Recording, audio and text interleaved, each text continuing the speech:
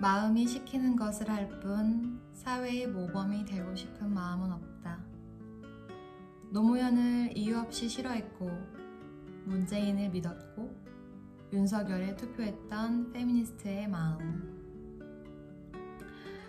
대학교 4학년 인턴을 한국에서 하기 위해 24살에 돌아와 뒤늦게 내가 노무현 대통령을 전혀 모르면서 혐오했던 이유를 찾아갔어요.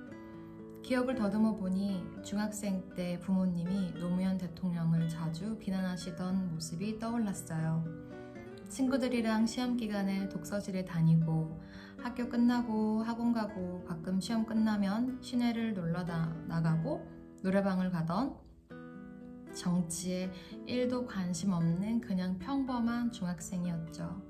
근데 돌이켜보면 식사 자리에서 부모님은 다 같이 거실에 모여 있을 때도 돌아가신 노무현 대통령에 대해 욕을 많이 하셨어요.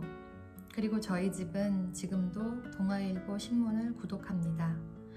노무현 대통령에 대한 비방, 당시 한나라당 박근혜 당대표에 대한 칭찬을 많이 들은 기억이 있습니다. 하지만 전 당시 뉴스를 딱히 챙겨보지도 않았고 정치에 관심도 없었어요. 그러나 무서운 건 그렇게 제 정치적 의견이 무의식적으로 형성된 거예요. 스며들었다고 할까요? 순수하게 나에 의해 생성된 것이 아닌 내 것이 아닌 것들이 타인의 호불호가 내 호불호가 되어버렸죠.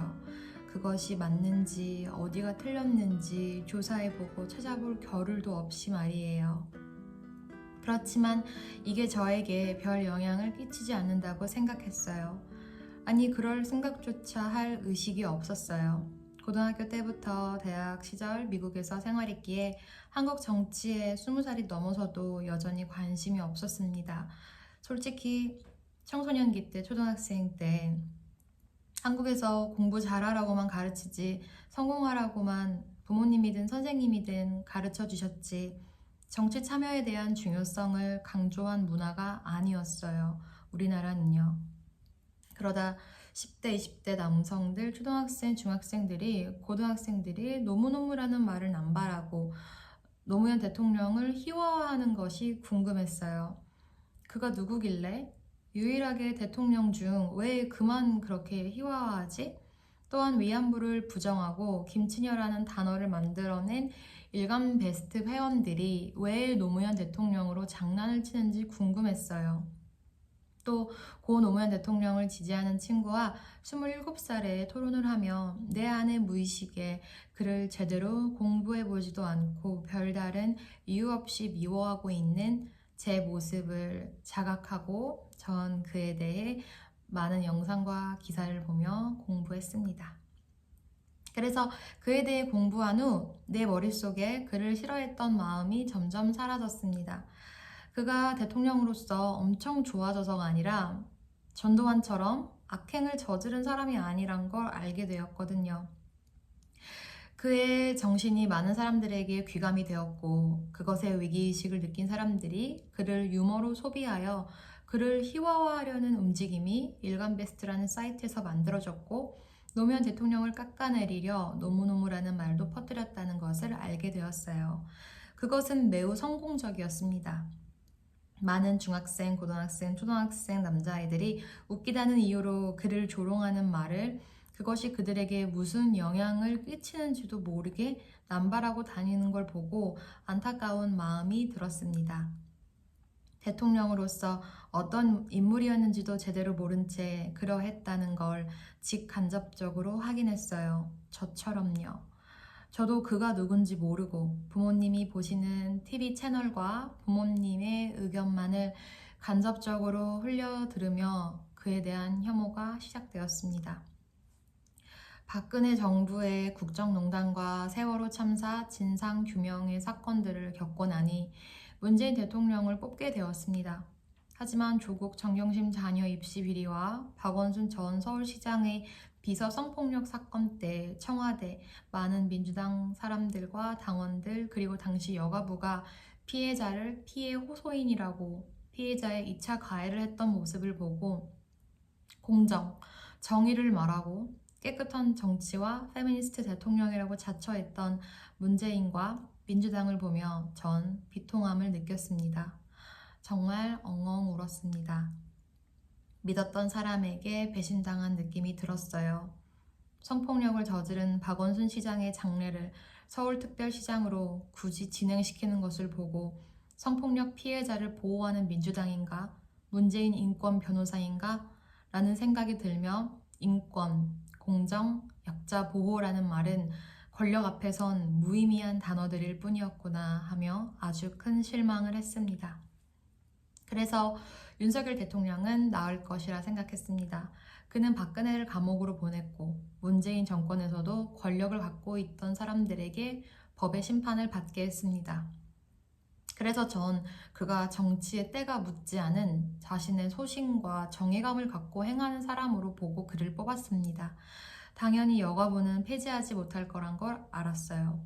그들의 전략은 20대 남성들의 분노하는 마음을 그저 이용하는 것일 뿐 여가부 폐지는 불가능한 거짓 약속이라고 느꼈어요.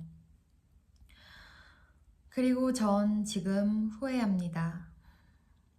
뜬금없이 용산으로 청와대에서 이사를 가고 여기저기서 독도를 지웠고 독립운동 정신을 훼손하고 연예인들과 영화를 좌파와 우파로 나뉘는 위험한 사상을 가진 언론인을 방송통신위원장으로 앉혔습니다.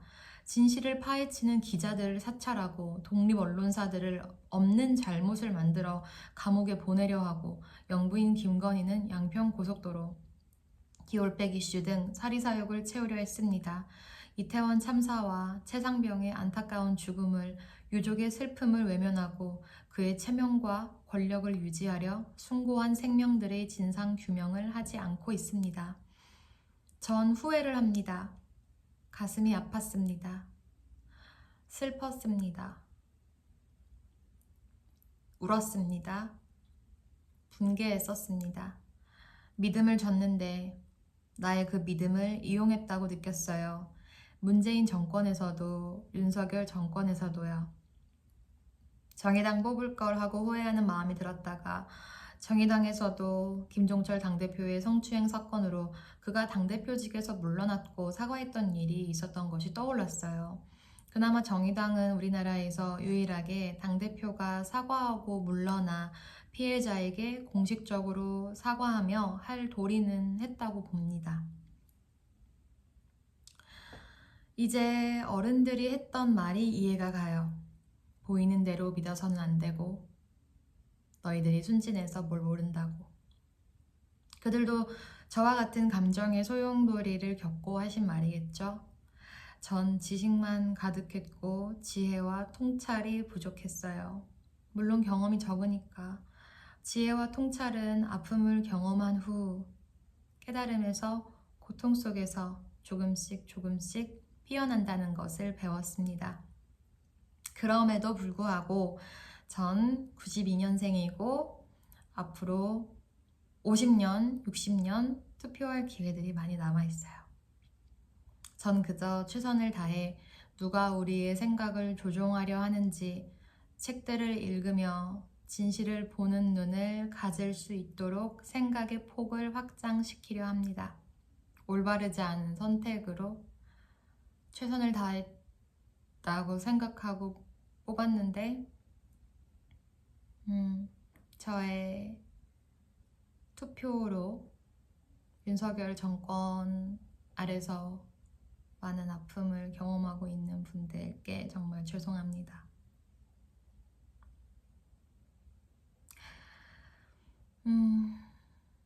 받아들입니다.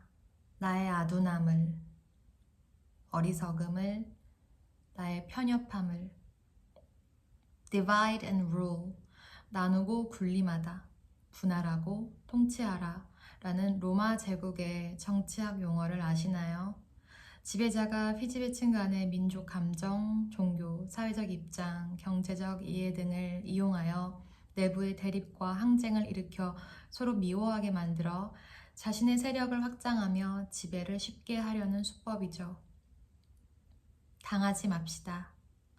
우리가 서로를 혐오하면 누가 가장 이득을 볼까요? 우리 세대의 많은 갈등들이 존재합니다. 갈등이 조장되었을 때 가장 많은 이득을 보는 곳이 어디인가요? 함께 하여야 합니다.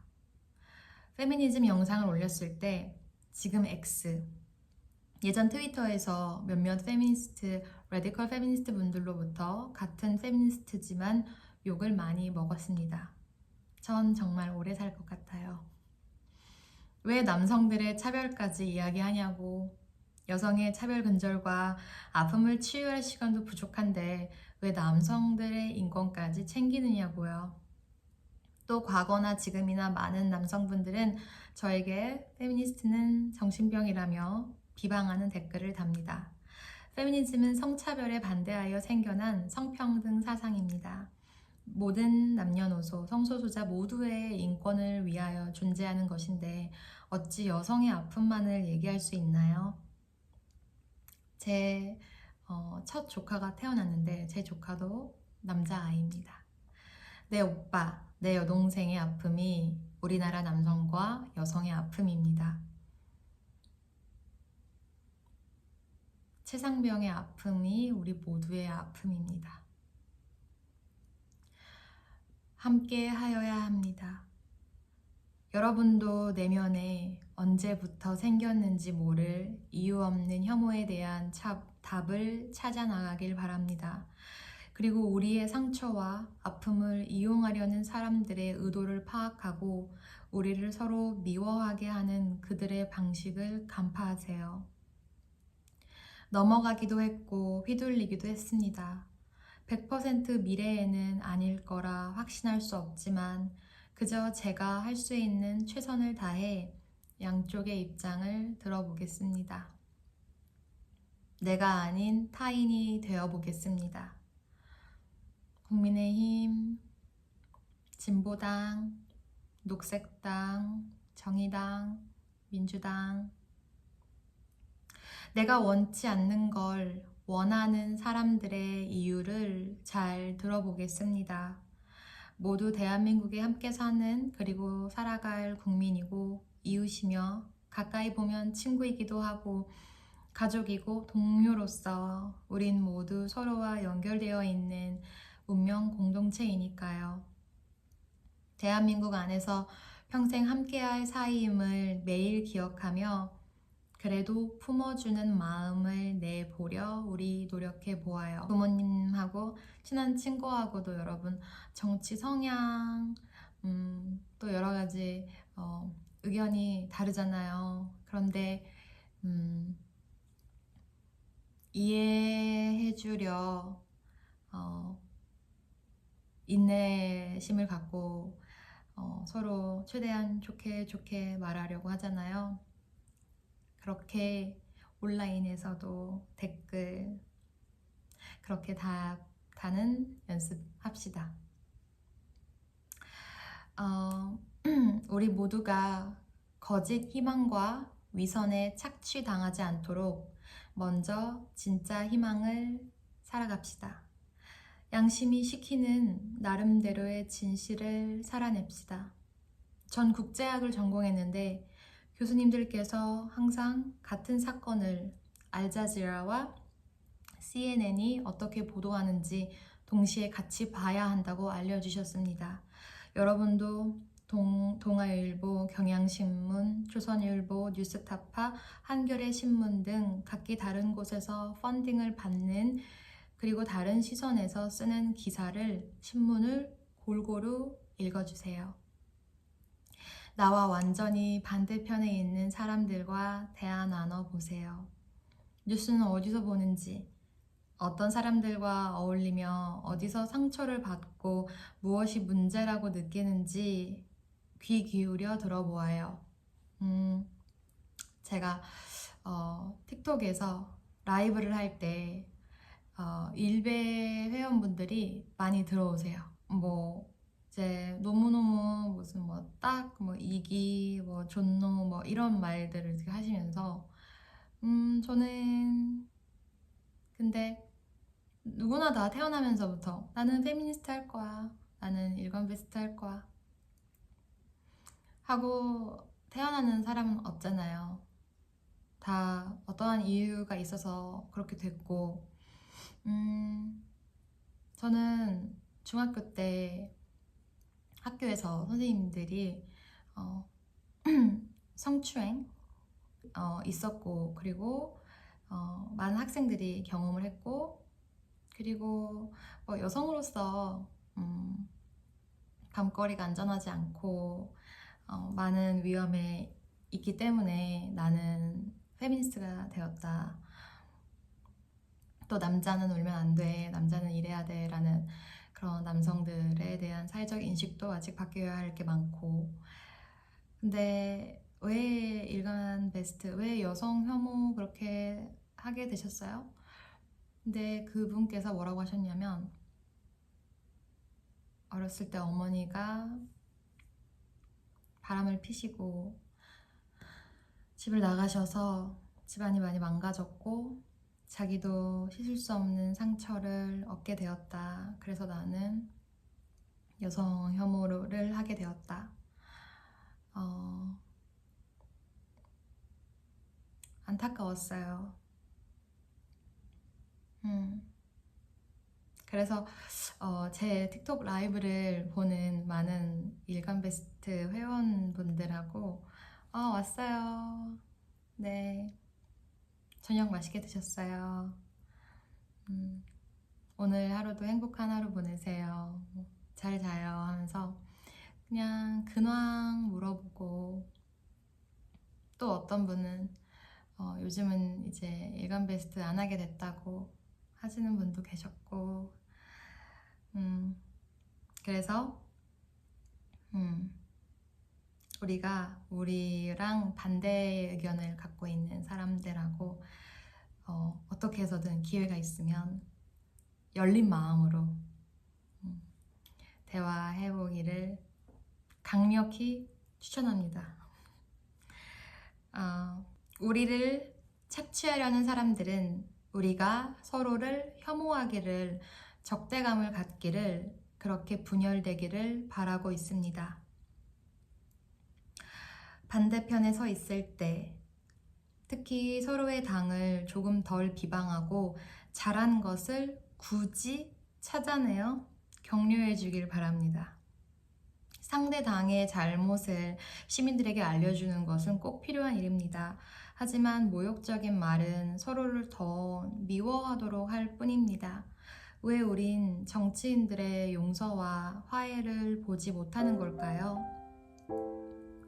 우리 시민들이, 진짜 나라의 주인들이 먼저 그렇게 살아보라는, 투표 말고 보이지 않는 진짜 더 강력한 힘인 이해와 연민, 그리고 공감, 화해를 먼저 손 내밈을, 짓밟힐 거란 걸 알면서도 큰 용기를 내보라는 이 사회가 우리 국민들에게 미래 세대의 갈등을 소멸시키기 위해 지금 이 시대에 우리들에게 준 숙제 아닐까요?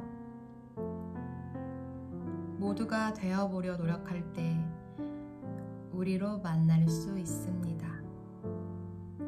모두가 되어보려 노력할 때 우리로 만날 수 있습니다. 사실 이 글은 저를 위해 쓴 글입니다. 제 마음을 이해하기 위해서요. 더 나은 세상을 바라는 욕망 한 스푼 곁들여서요. 우리가 서로를 적으로 보기를 멈추고 단지 이해받기를 원하는 존재로 볼 수 있을 때, 내가 이해받고 싶었던 것처럼 상대를 이해해줄 마음의 여유를 갖게 된다면 양측 모두에게 가장 좋은 결과가 얻어질 수 있습니다. 각자가 원하는 결과가 아닌 양측 모두에게 골고루 좋은 결과예요. 그래서 우리가 욕심을 조금 버려야겠죠? 혐오는 혐오를 쫓아내지 못합니다. 용서와 이해가 혐오의 때를 벗길 수 있습니다. 상처받은 사람이 상처 치유를 하지 못하면 그 상처는 되물림 됩니다. 나의 잘못이 그들의 잘못이 되지 않도록, 나의 아픔이 그들의 아픔이 되지 않도록 먼저 나를 치유합니다. 내면으로 돌아가 여러분 모두 가슴 깊이 캐캐 묵은 내재화된 화, 상처, 두려움을 담대하게 마주하시길 응원합니다. 그렇게 했을 때만이 다른 생각을 가진 상대를 이해할 기회가 만들어질 수 있습니다.